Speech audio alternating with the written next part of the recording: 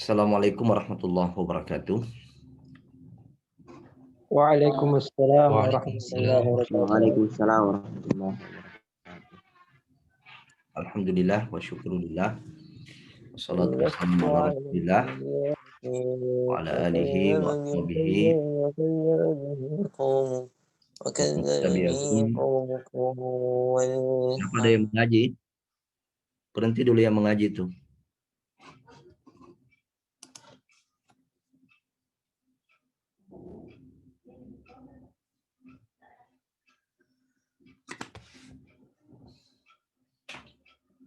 Bentar.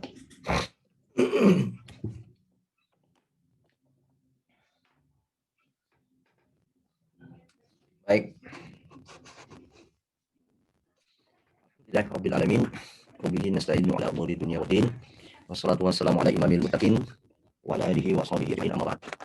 Baik, dari kuliah kita pada hari ini adalah kita masuk ke materi perkuliahan berkaitan dengan fikih tarbiyah.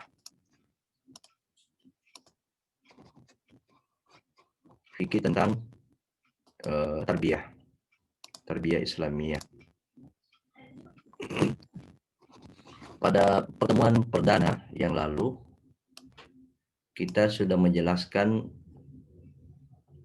pengertian tarbiyah. Pengertian tarbiyah dari sisi bahasa.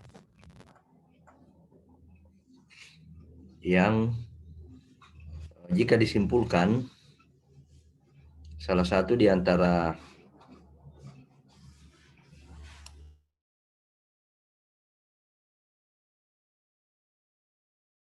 hanya bermasalah ya.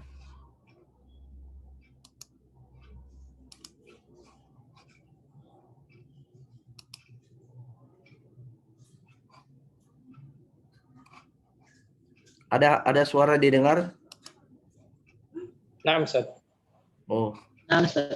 Anda. Tadi agak putus-putus Ada tadi, Ustaz, tapi agak sudah bagus. putus-putus. Ustaz. Ya, tunggu dulu, ada masalah ini, ada tanda seru di anunya.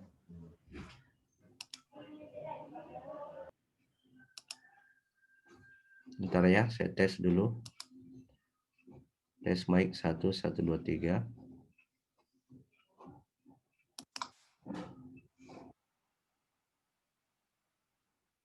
Sudah bagus ya? Nah, Ustaz. Ya, baik.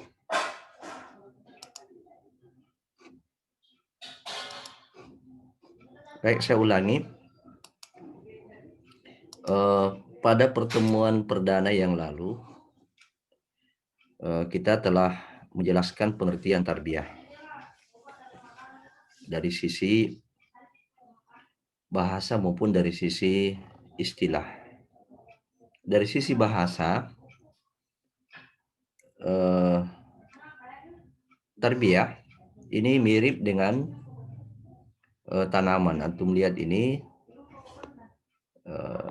tanaman 1, 2, 3, 4. Apa yang terjadi pada tanaman ini? Jadi pada tanaman ini adalah pertumbuhan. Pertumbuhan, pengembangan. Nah, ini berkembang bukan hanya tingginya, tapi juga ada istilahnya tarkiyah dan ada namanya tausiah. Ya, perkembangan tarkiyah itu perkembangan dari sisi kualitas.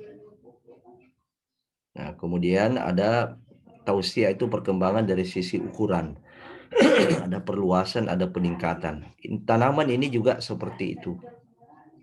Ini kita lihat tingginya sampai di sini, kemudian hanya 1 tunas, di sini sudah lahir 2 tunas. Terus ke sini sampai sudah mulai tinggi, batangnya sudah mulai tinggi, kemudian sudah melahirkan juga daun, sudah ada daunnya, tangkainya saya maksud tadi ya. Nah, ini dari sisi bahasa tarbiyah itu seperti ini, pertumbuhan, peningkatan, pertambahan. Kemudian istilah tarbiyah ini kemudian ditambah dengan Islamiyah. At-tarbiyah al-Islamiyah, yaitu satu model atau satu sistem pendidikan Islam yang bertujuan untuk menumbuhkan, bertujuan untuk mengembangkan manusia, menumbuhkan fitrah mereka, mengembangkan dan memelihara keimanan mereka agar terus tumbuh, fitrah itu tumbuh, iman itu tumbuh, semua potensi-potensi manusia itu tumbuh sehingga pertumbuhan dan perkembangannya itu bermanfaat bagi dirinya dan bermanfaat bagi orang lain. Bermanfaat bagi dirinya, bermanfaat bagi dinnya, agamanya, dan bermanfaat bagi orang lain. Ya, ini kemarin, ini secara istilah ya. Secara istilah ini tadi kita sudah jelaskan tarbiyah dari sisi bahasa seperti ini. Ya. Kemudian dari sisi istilah ini. Jadi apapun redaksinya, inti daripada tarbiyah itu adalah satu metode pendidikan Islam yang bertujuan untuk melahirkan pribadi muslim yang ideal. Nah, itu tentu melalui proses. Jadi pertumbuhan, pengembangan, pemeliharaan itu tentu melalui proses. Nah, keseluruhan proses inilah yang disebut dengan tarbiyah Islamiyah. Nah, praktisnya program utama itu setiap pekan kita melakukan pertemuan-pertemuan seperti ini yang di dalamnya terdapat beberapa program-program pembinaan, program-program pengembangan. Nah, kemana arah tujuan daripada tarbiyah ini? Yaitu lahirnya pribadi muslim yang ideal.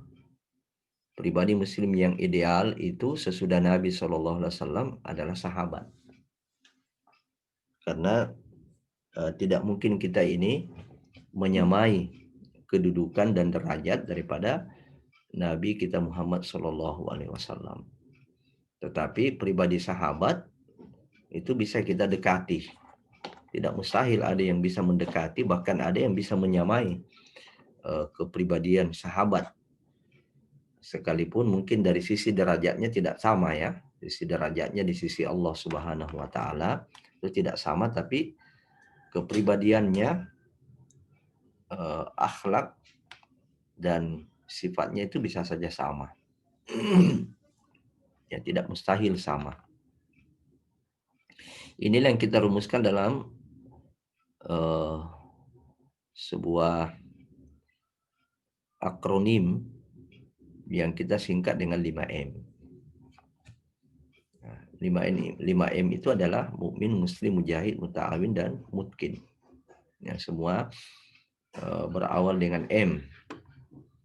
Nah, 5 sifat inilah yang dimiliki oleh sahabat. Dan tarbiyah ini tujuannya adalah bagaimana lahirnya pribadi-pribadi yang memiliki sifat-sifat seperti ini. Nah, kita ingin melihat lebih jauh agar kita ingin melihat lebih jauh tarbiyah Islamiyah ini, urgensinya, pentingnya tarbiyah ini. Nah, inilah judul tarbiyah kita, Pak. Judul mata kuliah kita pada hari ini adalah urgensi tarbiyah ya. Bentar. Urgensi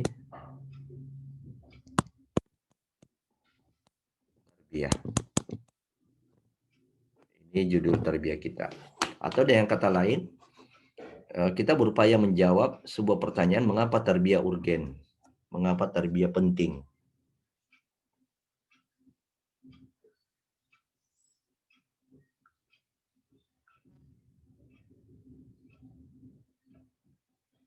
Ya, itu yang kita ingin jawab. Setelah kita mengetahui apa pengertian dan apa tujuan daripada tarbiyah itu. Sebenarnya dari pengertian dan tujuan itu saja kita sudah bisa melihat di mana urgensinya, di mana pentingnya tarbiyah itu. Namun agar kita mendapatkan wawasan yang lebih lengkap, wawasan yang luas tentang apa pentingnya tarbiyah ini, apa urgensinya tarbiyah ini, maka ini kita bahas. Pertama,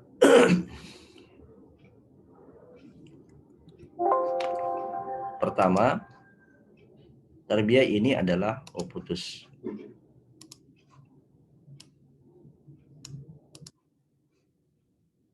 Saya share kembali ya.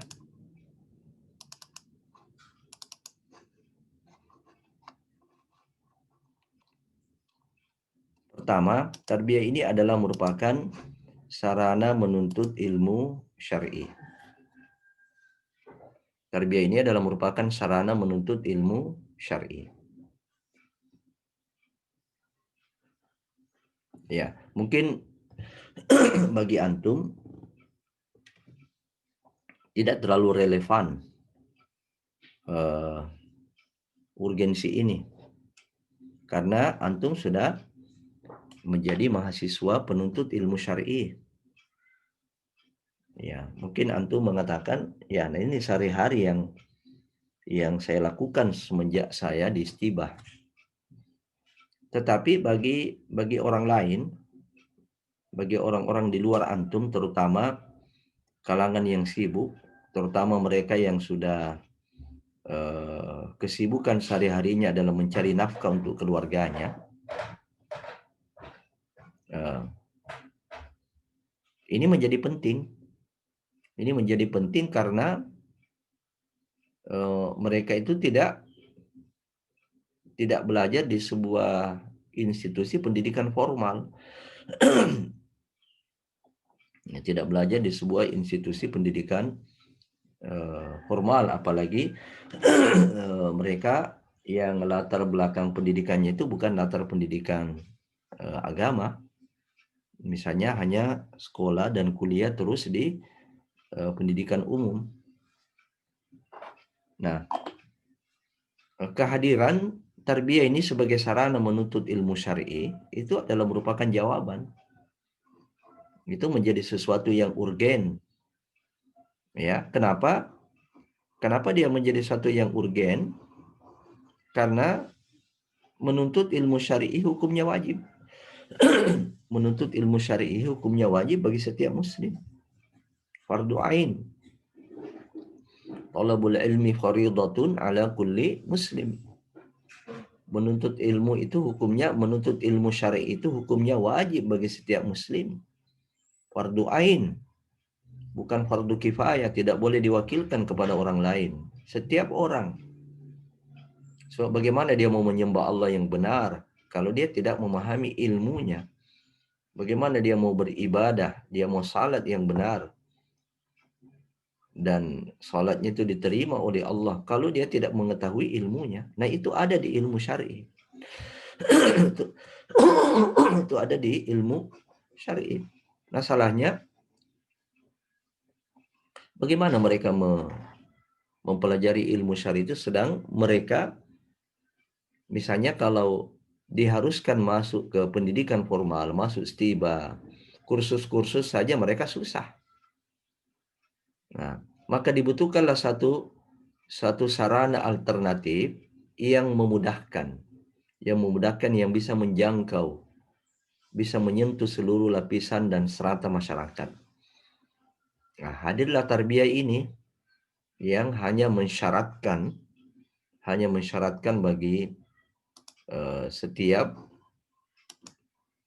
setiap peserta tarbiyah atau mutarabi itu hanya hadir paling lama 2 jam dalam sepekan.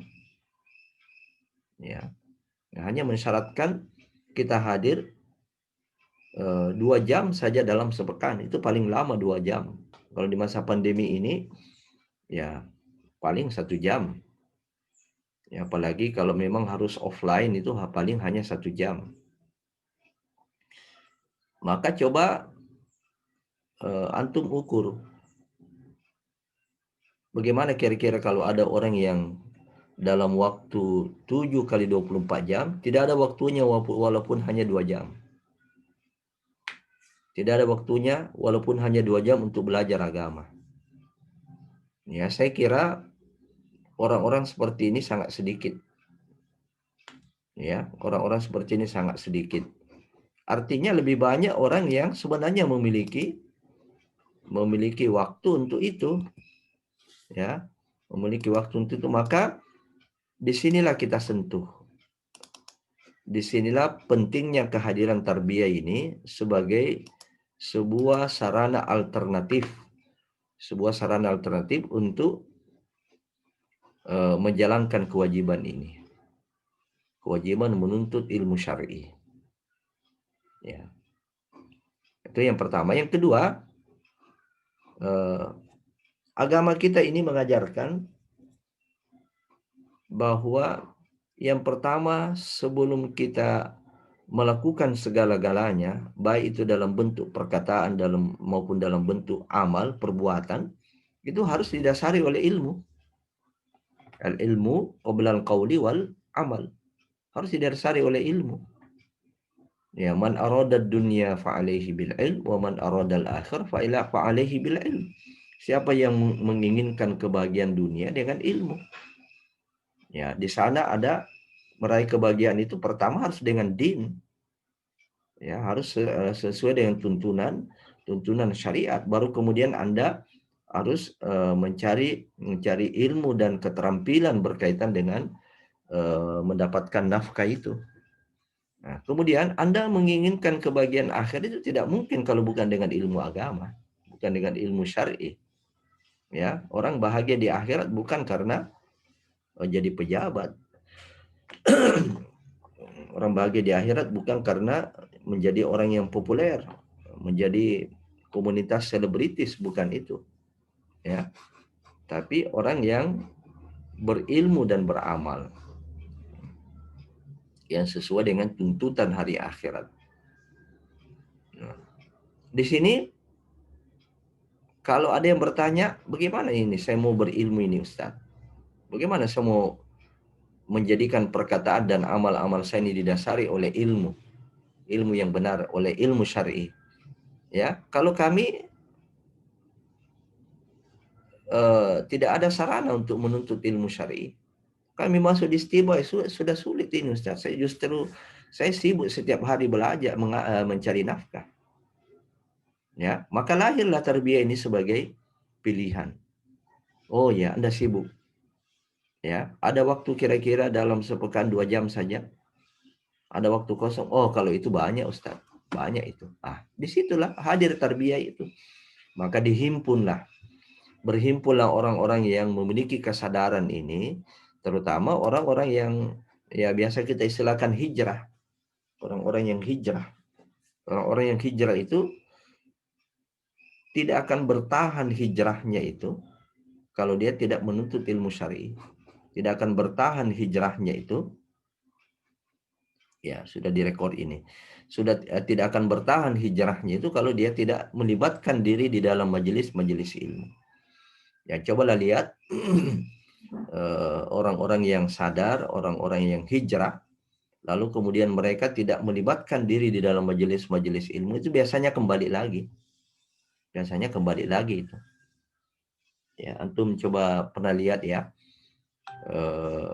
selebritis yang suka goyang-goyang itu ya, siapa namanya itu? Ya. Nah, itu kembali lagi itu. Padahal sudah hijrah. Nah, kenapa? Karena dia menjauh dari majelis ilmu. Sedangkan majelis ilmu ini harus disiapkan sarananya. Nah, sarananya itu adalah tarbiyah. Ya. Nah, kemudian apa syarat diterimanya amal itu? Apa syarat diterimanya amal? Saya mau tanya antum.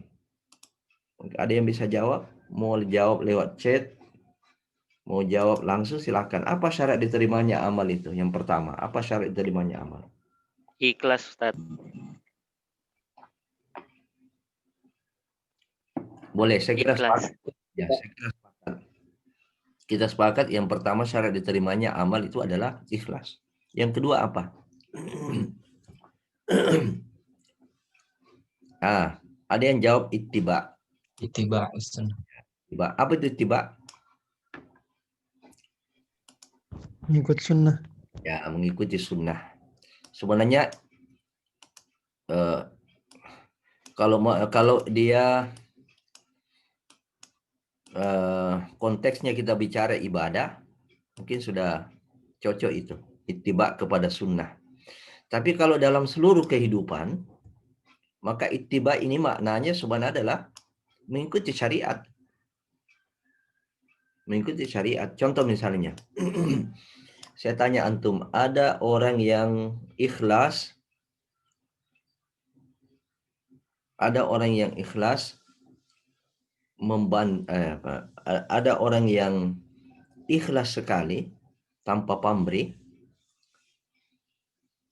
Ya, seorang mahasiswa laki-laki ya, seorang mahasiswa laki-laki ikhlas sekali membonceng tetangga ibu-ibu yang masih muda. Tetangganya ibu-ibu yang masih muda di pasar, begitu dia lihat, "Oh, Bu, yang siapa Ki, Bu?" Ya, tidak ada. "Boleh, Bu, ikut aja sama saya, Bu." Dia bonceng sampai ke rumahnya. Pertanyaannya, amalnya itu bernilai amal soleh atau tidak? Pertanyaan bernilai amal soleh atau tidak? Tidak. Tidak. Kenapa tidak? Nah, dia Najis, Ustaz. Hah? Ikhtilat. Ya, ikhtilat itu apa? Ya bertentangan dengan syariat. Bertentangan sama sunnah. Ya, bertentangan dengan sunnah itu bahasa yang lebih khusus. Tapi kalau lebih umum kan bertentangan dengan syariat. Tidak diridhoi oleh Allah Subhanahu wa taala. Nah, kalau ibu-ibu untuk menghadirkan keikhlasan dan untuk menghadirkan perbuatan yang sesuai dengan syariat, apa yang harus dilakukan? Apa yang harus dimiliki? Al-ilmu. Ya, ilmu. Ya, jadi sesungguhnya ilmu itu kedudukannya tinggi sekali. Ya. Di sini saya katakan syarat diterimanya amal itu semuanya berada pada posisi kedua tadi, ittiba sunnah atau al-amalu yuwafiqu syar'illah, beramal sesuai dengan syariat Allah, ya, itu harus dengan ilmu. Bagaimana dia mau mengetahui, bagaimana dia mau beramal sesuai syariat, sesuai sunnah kalau dia tidak berilmu? Bahkan dia akan menyentuh juga kepada keikhlasan, sebab keikhlasan itu juga ada ilmunya. Nah, disinilah pentingnya mempelajari ilmu syar'i, dan disinilah pentingnya harus ada sarana. Ya, harus ada sarana. Apa itu sarana? Ya, sarana itu adalah wadah, ya, wadah, tempat, atau metode yang memungkinkan orang muda menuntut ilmu syar'i. Ya, nah, maka hadirlah tarbiyah ini, dan kita sosialisasikan ini terus, tarbiyah ini kita sosialisasikan. Nah, salah satu di antara tugas antum yang telah mempelajari ilmu syar'i adalah berdakwah. Antum selesai nanti pendidikan, yang dituntut dari antum adalah bagaimana mengamalkan ilmu yang antum pelajari itu. Pengamalan yang terbaik adalah mendakwahkan. Ya, dan di dalam dakwah itu apa yang terbaik lagi, ya, yang efektif, mencapai tujuan dakwah itu tarbiyah. Nah, beda itu orang-orang yang ikut taklim saja dengan orang yang tarbiyah. Apalagi taklimnya tidak teratur. Ya, beda dengan orang yang ikut tarbiyah. Itu terasa ada perubahan. Antum aja ini kan ditarbiyah. Selain antum menuntut ilmu syar'i di kelas, antum juga wajib tarbiyah. Bagaimana tarbiyah antum masih jalan? Masih Ustaz. Ustaz. Jalan Atau apa per apa? Kan per pekan Ustaz. Tidak, bukan waktunya. Per kelas atau per apa? Halaqah, Ustaz. Per halaqah. Berarti antum ini satu kelas ini 7B, tidak satu halaqah ya? Naam. Jadi Ada yang halaqah satu hari yang tidak Ustaz. semester berapa? Campur Ustaz. Oh, selalu Ada juga yang semester 1. selalu dirubah ya? Diubah kalau naik halako Ustaz, naik mahala. Sering sekali Ustaz. Oh iya. 7 kali nih. Kalau daurahnya itu pernah ada daurah di masa pandemi ini. Daurah kenaikan marhalah. Ada Ustaz, Ada Ustaz. online. Online ya, daurah online. Bagus. Saya tanya Bayu Reza siapa murabinya? Ustaz Ahmad Syarifuddin. Ahmad Syarifuddin. Marhalah takwin sekarang ya? Naam Ustaz. Abdul Kafi siapa murabinya? Sama Ustaz Ahmad Syarifuddin, Mahala Takwin Ustaz. Oh iya, Masya Allah. Baik, barakallah. Jadi sedangkan kita saja ini di Stiba, mahasiswa, kita tarbiyah. Ya, kita bertarbiyah, diwajibkan, dan itu sudah berjalan sejak Stiba ini pertama kali didirikan. Ya, di zamannya masih Ustadz Fadlan, karena beliau itu mahasiswa pertama di Stiba. Ya, Ustadz Bakhtiar itu angkatan pertama itu, belum ada kampusnya seperti antum sekarang ini. Ya, mereka itu masih kuliah. Antum siapa yang pernah ke Masjid Widatul Ummah itu di lantai 2. Di lantai 2 dan ada kursi-kursi di situ. Ada kursi-kursi ya tempat mungkin yang pernah belajar di masih mendapati belajar dulu di Stiba yang masjid Stiba dulu yang awal sekali sebelum direnov sekarang ini, kira-kira modelnya seperti itulah. Ya, belum ada kampusnya. Ya, sudah ada sejak itu. Ya. Tahun 2000-an ya, 2002, sekitar tahun 2002. Mungkin antum belum lahir mungkin ya. Nah, itu sudah ada tarbiyah itu sejak didirikannya Stiba ini sudah Kenapa? Karena ada unsur-unsur tertentu, dari tarbiyah ini yang tidak ada di kelas. Ya, ada unsur-unsur tertentu dari tarbiyah ini tidak di kelas. Silakan antum cari unsur apa itu. Karena antum kan sudah merasakan itu belajar di kelas dan juga dengan tarbiyah. Unsur apa itu yang antum tidak dapatkan di kelas. Nah, jadi masing-masing memiliki kelebihan, dan kekurangan yang diharapkan ini bisa saling ditutupi. Ad-dars wat tarbiyah. Ya, ad-dars wat tarbiyah. Ada pelajaran ya dan ada tarbiyah.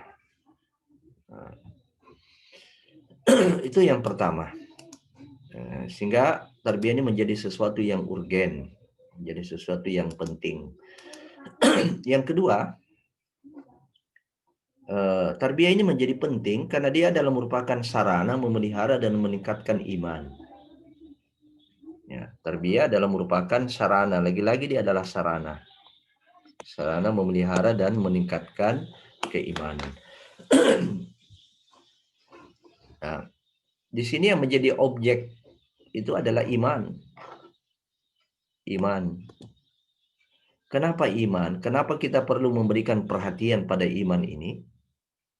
Karena iman ini akan nikmat tertinggi kan? Iman ini adalah nikmat tertinggi. Inilah yang membedakan manusia dengan binatang. Inilah yang membedakan manusia dengan makhluk-makhluk lain. Sehingga dia menjadi tinggi derajatnya. Ya. Manusia menjadi lebih tinggi derajatnya daripada binatang karena imannya.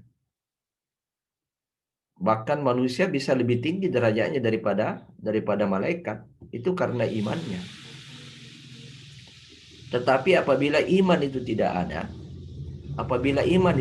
ada, maka derajat manusia bisa jatuh, bisa lebih rendah daripada binatang. Ya. Kenapa? Apa kira-kira alasannya? Karena binatang memang diciptakan tidak bersyariat. Yang ada wama khalaqtul jinna wal insa.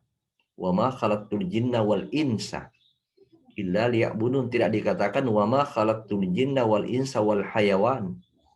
Ya. Oke. Itu ya. Jadi yang diwajibkan bersyariat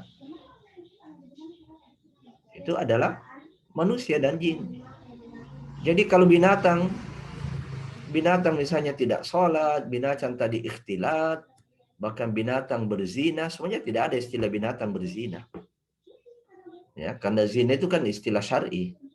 Ya. Satu perbuatan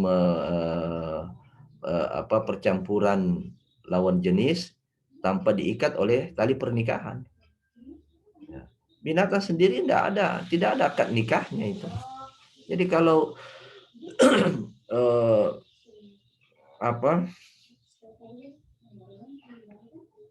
ayah daripada binatang itu menyetubuhi anaknya sendiri, no problem. Ya, tidak bersyariat. Hukum pun tidak ada hukum yang bisa menjerat itu binatang itu. Tapi kalau manusia, nah, jadi kalau manusia ini tidak bersyariat, tidak beriman, maka derajatnya lebih rendah daripada binatang ternak. Silakan nanti antum membaca ayatnya di surat 7, ya dicatat baik-baik ya, surat 7 ayat 179. Ayat inilah yang menunjukkan kepada kita bahwa derajat manusia itu bisa jatuh lebih rendah daripada binatang ternak. Nah, ayat ini menjelaskan kepada kita apa alasannya itu. Iman adalah nikmat tertinggi. Nah, bagi orang yang mendapatkan iman ini, maka dia sudah derajatnya di atas daripada makhluk yang lain. Nah, tetapi di satu sisi iman ini juga memiliki sifat yang fluktuatif. Iman ini juga memiliki sifat yang berfluktuasi. Apa artinya berfluktuasi? Bisa naik, bisa turun. Ya, yazid wa yanqus. Bisa bertambah, bisa menurun. Ya. Nah, tidak ada di antara manusia ini yang dijamin imannya stabil. Tidak ada. Bagaimana caranya kita mengukur iman kita ini bertambah atau menurun? Bertambah atau berkurang, naik atau menurun? Nah, salah satu di antara indikatornya adalah semangat kita beribadah. Semangat kita melakukan kebaikan, semangat melakukan ketaatan. Jadi kalau kita malas-malas ke masjid itu iman lagi turun itu. Kita malas mengaji itu iman lagi turun. Ya. Kita ada uang sebenarnya yang lapang, yang longgar, kemudian ada seruan untuk bersedekah, kita tidak mau keluarkan, itu indikator iman kita turun. Indikator iman kita turun. Nah, ini bahaya kalau iman kita terus mengalami penurunan. iman kita terus mengalami penurunan, itu bahaya. Sebab tidak mustahil iman ini hilang. Ya, tidak mustahil iman ini hilang. Ya. Nah, ketika iman ini hilang, ya jatuhlah derajat kita. Lebih rendah daripada binatang ternak. Nah, maka harus ada usaha yang jelas, ya. Harus ada usaha yang jelas untuk memelihara iman ini. Harus ada usaha yang jelas untuk memelihara iman ini. Salah satu di antara cara terbaik memelihara iman ini adalah tarbiyah.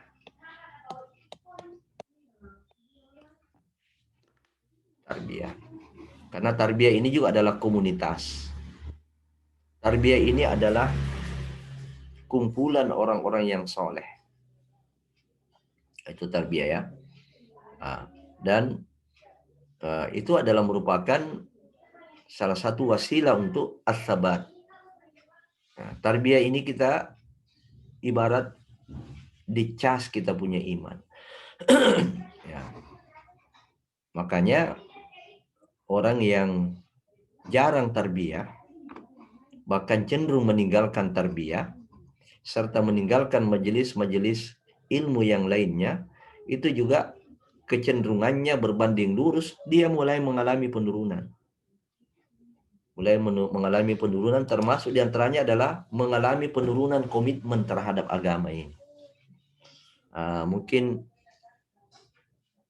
tadinya dia memelihara jenggot, tetapi dia berada di komunitas orang-orang yang jenggotnya dicukur. Satu ketika dia cukur dia punya jenggot karena dia malu. Dia malu di situ, hanya dia yang pakai jenggot. Satu ketika misalnya dengan imannya dia tidak isbal, karena dia tahu bahwa ini dalil yang kuat bahwa kita punya pakaian itu tidak boleh melewati mata kaki. Ya. Tapi karena dia berada dalam bi'ah, lingkungan yang tidak seperti itu, bisa jadi kembali celananya diturunkan. Itu indikator-indikator yang menunjukkan bahwa iman ini bisa kita ketahui. Bisa kita ketahui dia naik, dia turun. Nah, maka disinilah dibutuhkan adanya kehadiran sebuah program, kehadiran sebuah sarana yang bisa memelihara itu iman, bahkan meningkatkan iman itu. Yang ketiga adalah dalam konteks pembicaraan kita ini, bahwa tarbiyah itu penting karena dia adalah sarana memelihara dan meningkatkan iman. Halakat tarbiyah ini ibarat perahu Nabi Nuh. Halakat tarbiyah ini ibarat perahunya Nabi Nuh. Apa tujuannya itu perahu di zamannya Nabi Nuh? Apa tujuannya Nabi Nuh kemudian membuat perahu di atas gunung? Apa tujuannya? Menyelamatkan orang-orang. Ya, menyelamatkan diri dari banjir. Sekarang ini banjir apa yang ada terjadi sekarang ini? Ya, banjir apa yang terjadi sekarang ini? Banjir maksiat. Banjir maksiat, betul. Banjir. Ya, banjir pengaruh ini, godaan-godaan ini kan bukan hanya di luar, bukan hanya di luar rumah, di dalam rumah godaan-godaan ini banyak. Ya, ada televisi, ada HP, ada internet, itu godaan-godaan yang kalau kita tidak memiliki iman, ya kita tidak memiliki iman, kita jadi korban. Kita tidak bisa. Di sini kan sebenarnya media-media itu kan sesuatu yang bebas nilai, tergantung siapa yang pakai. Ya, orang yang beriman, dia akan pakai HP itu kepada yang bermanfaat, yang mengembangkan dirinya dan bisa berbuat baik pada orang lain. Tetapi jika yang menggunakannya itu adalah orang yang lemah imannya, tidak ada imannya, maka dia akan memilih yang negatif. Dia akan memilih yang tidak bermanfaat. Ya. Nah, demikian juga ada TV, ada media-media lain. Ketika dia beriman, dia berilmu, maka dia akan selalu memilih yang baik. Tetapi apabila tidak, maka dia akan selalu memilih yang negatif. Disinilah dibutuhkan kehadiran kapal itu. Ibarat kapalnya Nabi Nuh, perahunya Nabi Nuh. Bagaimana menyelamatkan orang-orang yang tenggelam ke dalam maksiat. Maka antum ini nanti diharapkan menjadi orang-orang yang menyeru orang naik ke kapalnya Nabi Nuh. Orang-orang yang terjun ke maksiat, kalau bisa kita pergi menjemput mereka. Orang-orang yang majelisnya itu majelis judi, majelis minum. Ini adalah merupakan amalan yang terpuji apabila kita mendatangi mereka. Mendatangi mereka, kita ajak mereka untuk naik ke kapalnya Nabi Nuh. Halakat tarbiyah itu itulah ibarat perahunya Nabi Nuh. Untuk kita menyelamatkan mereka dari banjir maksiat.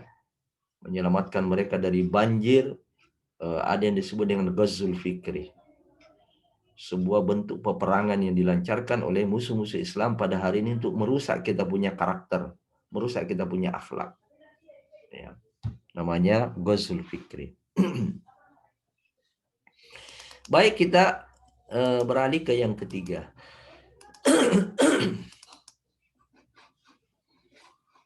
Yang ketiga, kenapa tarbiyah ini penting? Ya, kenapa tarbiyah ini penting? Karena tarbiyah ini juga adalah merupakan sarana untuk memelihara dan meningkatkan ukhuwah. Jadi intinya di sini adalah ukhuwah. Kalau tadi iman. Ya, ini ukhuwah. Apa itu ukhuwah? Ukhuwah itu persaudaraan. Dan persaudaraan ini nikmat. Ya, persaudaraan ini nikmat. Nah, untuk menjawab apa dia nikmat atau tidak, mari kita merasakan itu. Persaudaraan ini, antum yang betul-betul mendapatkan ukhuwah Islamiyah ketika tinggal di asrama, di kampus. Dan ukhuwah Islamiyah mungkin yang antum jalin sekarang ini, apa antum merasakan itu nikmat? Ada orang yang memberi perhatian pada kita, ada orang yang membantu kita di saat kita kena musibah, ya. Ada orang yang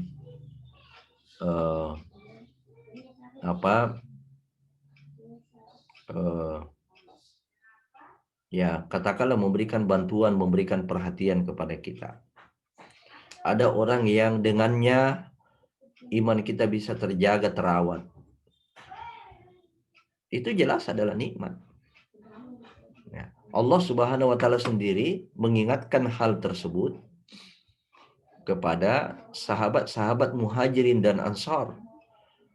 Ketika waktu itu ada pihak ketiga yang menyulut pertikaian, menyulut konflik antara kaum Muhajirin dengan Ansar. Jadi rupanya ada yang menyulut konflik sehingga hampir mereka baku hantam. Ya, kaum Muhajirin dan Ansar ini hampir mereka baku hantam. Lalu Nabi SAW menengahi dan turunlah ayat seperti yang terdapat di dalam surat Ali Imran ayat 103. Wa'tasimu bihablillahi jami'an wa la tafarraqu. Berpegang teguh kalian kepada agama Allah.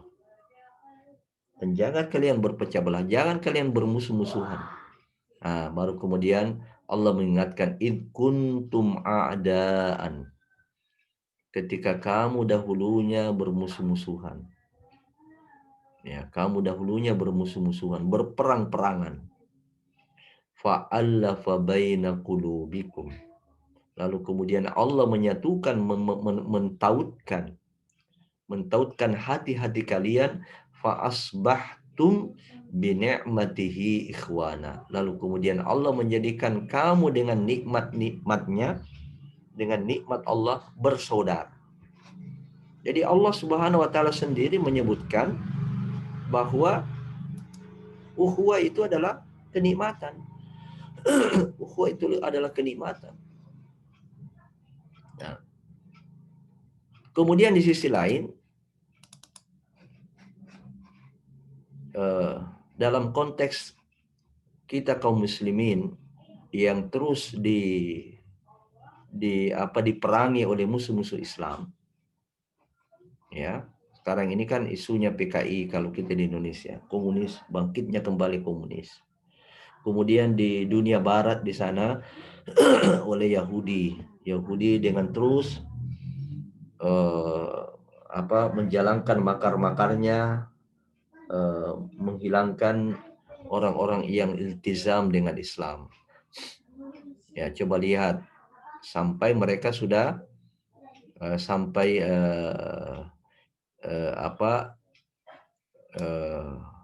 Majelis Ulama Saudi itu sudah memfatwakan gerakan Ikhwanul Muslimin itu adalah gerakan teroris, gerakan terlarang di seluruh dunia.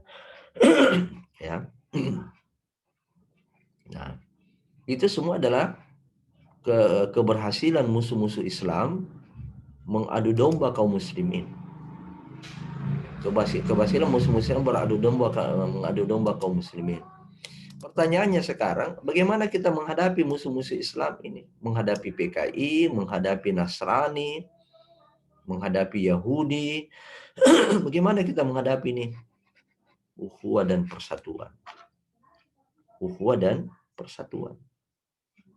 Nah, karena itu ukhuwah dan persatuan ini adalah kekuatan.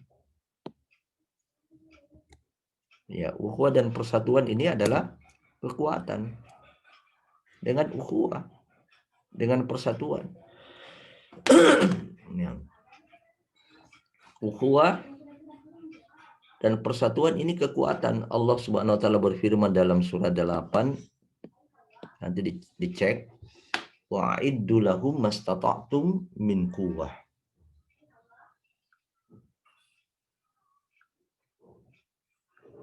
Coba dicek itu.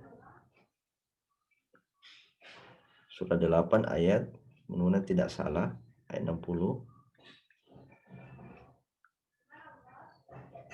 Ya. Betul. Wa'iddu lahum mastata'tum min quwwah. Persiapkan kekuatan apa saja yang mereka miliki, yang dengannya turhibuna bihi aduwallah wa aduwakum, yang dengannya kamu bisa menggentarkan musuh-musuh Allah dan musuh-musuh kamu. Analisa bahasa daripada ayat ini, kata kuwah itu Allah tidak menggunakan dalam bentuk ma'rifah, tidak menggunakan bentuk alif lam yang menunjukkan isim ma'rifah, tapi Allah menggunakan isim nakirah, kuwah. Tidak dikatakan al-quwah, tapi kuwah. Apa maknanya ini? Menunjukkan bahwa bukan hanya satu kekuatan yang kita harus miliki untuk menghadapi itu musuh-musuh Allah dan musuh-musuh kaum muslimin. Tapi harus kita memiliki berbagai kekuatan. Salah satu di antara kekuatan itu adalah quwwatul ukhuwah. Quwwatul ukhuwah. Ya. Para ulama mengurai paling tidak ada tiga kekuatan yang harus kita miliki agar kita bisa menang melawan musuh-musuh Allah dan musuh Islam. Pertama adalah quwwatul iman wal aqidah, kekuatan iman dan akidah. Yang kedua adalah kekuatan ukhuwah dan persatuan, kekuatan persaudaraan dan persatuan. Yang ketiga adalah baru kekuatan logistik, kekuatan fisik. Kalau sekarang ini malah harus ditambah lagi kekuatan media. Sebab mereka ini juga memerangi kita dengan media. Jadi kekuatan ukhuwah. Kita di negeri ini atau bukan di negeri ini, kita ini di dunia sekarang ini, kalau kita mau bersatu, semua ormas-ormas Islam, semua organisasi-organisasi Islam di dunia ini, ya, dan kaum muslimin di dunia ini mau bersatu melawan musuh, tidak ada apa-apanya itu musuh. Tidak ada apa-apanya itu musuh. Atau lebih skop kecilnya kita saya di Indonesia. Dua saja kekuatan di Nusantara ini bergabung, yaitu NU dan Muhammadiyah bersatu melawan PKI, tidak ada apa-apanya itu PKI. Bahkan Ustaz Zaitun pernah mengatakan, kalaupun dua organisasi besar ini, misalnya diam saja, Muhammadiyah, NU, lalu kemudian bergerak ormas-ormas lain, Wahda, FPI, Dewan Dakwah, dan semuanya, Hidayatullah, semuanya serentak membangun sebuah persatuan melawan ini musuh, tidak ada apa-apanya itu. Tapi pertanyaannya, adakah itu sekarang? Adakah itu sekarang? Kadang-kadang ada ini, kadang-kadang ada yang bersuara, yang lain malah justru menyerang yang bersuara. Wah, ini pemerintah ini mau mengkritik pemerintah. Kita ini harus taat pada pemerintah. Itu kan begitu. Ada malah justru yang kerjanya hanya menyerang orang-orang yang mencoba melawan ini musuh. Kau bid'ah, SKD itu bid'ah, ini bid'ah. Itu aja. Pokoknya dia punya pekerjaannya itu hanya melawan orang-orang begini nih, orang yang bertarbiyah, orang yang ustadznya adalah Ustadz Wahda. Gimana ini? Bagaimana Islam ini bisa kuat kalau permusuhan kita ke sana? Kita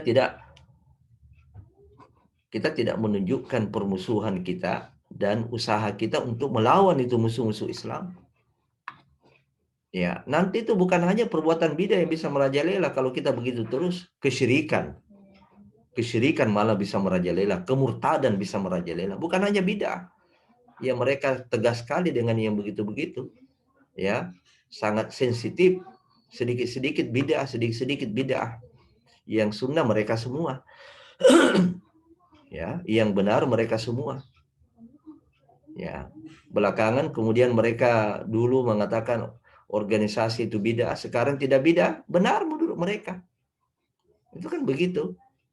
Ya, seolah-olah kebenaran itu di pihak mereka kalau mereka yang berorganisasi bukan bidah. Nah, sekarang supaya tidak kentara bidah itu, ya dia buat tarbiyah sunnah. Dulu mengatakan pokoknya tarbiyah itu bidah. Sekarang dibuat lagi tarbiyah sunnah. Ya, untuk membedakan. Jadi mereka sendiri berputar-putar dengan dirinya. Ya, makanya antum jangan sibuk dengan yang begitu-begitu. Akhirnya mereka berubah sendiri itu. Dulu mengatakan ikut pemilu haram. Sekarang ikut pemilu. Ya, dulu mereka mengatakan organisasi itu bidah. Mereka sekarang berorganisasi. Ya. Lalu dikasih lagi nama organisasi sunnah. Ya. Untuk membedakan itu. Ya, tarbiyah mereka berbeda, buat lagi tarbiyah sunnah. Ya. Padahal dulu bilang semua tarbiyah itu bidah. Ya. Ini yang saya sebutkan ini ukhuwah ini, kekuatan, bagaimana melahirkan kekuatan. Ya. Bagaimana bisa melahirkan kekuatan kalau ya permusuhan kita itu tikaman kita itu bukan kepada musuh, tetapi yang terjadi adalah kepada kaum muslimin. Nah, maka harus ada sarana, ada upaya, ada program memelihara itu. Ya, ada sarana, upaya memelihara ukhuwah itu. Ya. Apa itu? Tarbiyah Islamiyah. Tarbiyah Islamiyah. Saya kira sampai di sini dulu kuliah kita pada hari ini, ya, supaya kita tidak terlalu bosan duduk, ya, dan saya ada sedikit keperluan sehingga kita akhiri. Saya mau kasih tugas, nanti antum jenuh juga, ya, sekali-sekalilah bisa selang-seling untuk memberi tugas. Baik, sebelum kita tutup, mungkin ada yang mau bertanya.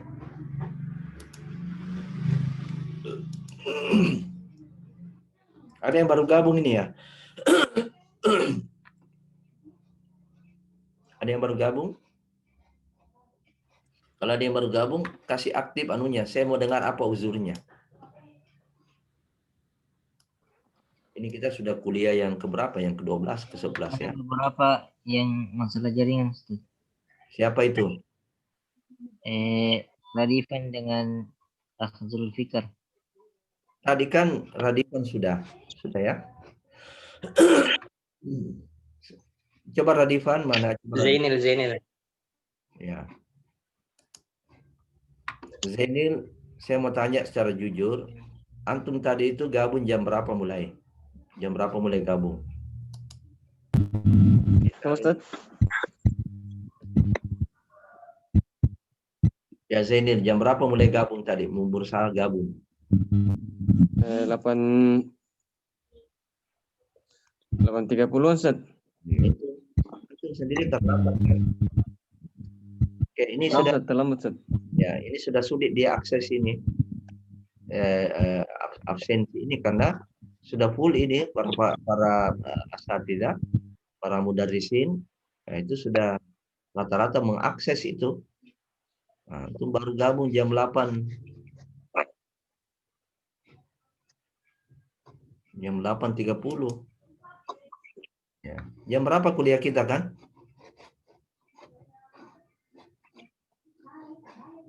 Ya, jam berapa kita punya tadi? Saya tadi jam 8. Dan saya sengaja tunggu-tunggu antum semua. Tidak masalah kalau kita punya ada kepentingan, bisa join dulu, aktif dulu, kemudian izin apa mau ke belakang mau apa. Ya. Baik. Ustaz, jaringan Ustaz terlambat karena cuma pakai wifi Ustaz. Enggak, tapi kenapa mulai berusaha bergabungnya itu antum 8.30, ada apa sebelumnya? Enggak ada jaringan Ustaz. Hah? Jaringan. Memang tidak ada jaringan jam 8.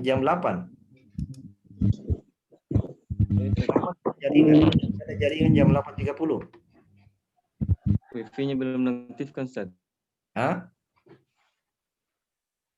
Wifi-nya belum aktif Ustaz. Hah? Wifi-nya yang dekat rumah belum aktif Ustaz. Oh, begitu. Ustaz. Oh, antum pakai wifi-nya dekat rumah. Ya, tetangga Ustaz, keponakan. Oke. Ke depan antum, kalau gitu ke depan lebih lagi ya. Saya hadirkan antum di pertemuan kedua. Nah, Ustaz. Zainil Fadil. Oke. Siapa lagi? Radifan. Sudah hadir Radifan sudah tadi. Zulfikar, Ustaz. Zulfikar kenapa? Beliau Apa sebabnya? pakai wifi tapi wifi pondoknya katanya mati. Mana Zulfikar? Bisa Zulfikar coba bicara Zulfikar sendiri. Nggak bisa masuk karena tidak punya jaringan. Tadi cuma di telepon biasa. Oh gitu. Dia tadi menelpon memang. Yes, Ustaz. Oke. Zulfikar. Ya, sebentar dulu ya. Oke, uzurnya saya terima.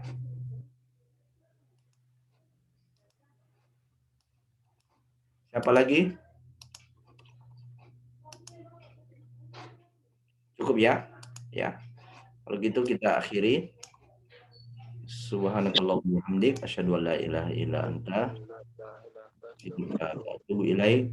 Wassalamualaikum warahmatullahi wabarakatuh. Waalaikumsalam warahmatullahi wabarakatuh. Waalaikumsalam.